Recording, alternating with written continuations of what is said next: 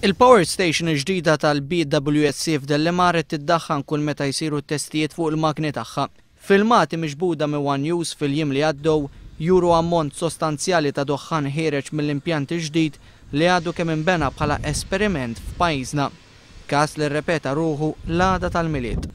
Residenti u nies li kienu qed jimxu fl-inħawi ċemplu f'One News u rapportaw il-ħruġ ta' doħħan iswed mill-power station ġdida. It-tniġġis inferex sew fl-arja kawża tar-riħ qawwi li kien qed jaħkem.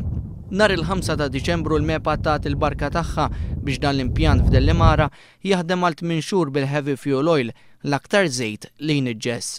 Deċiżjoni li kienet ikkondannata minn 5 aqdiet ambjentali f'pajjiżna, Ramblers Association, flimkien għall-ambjent aħjar, din l-Art Ħelwa, Friends of the Earth u l-Moviment Agrikolu Malti.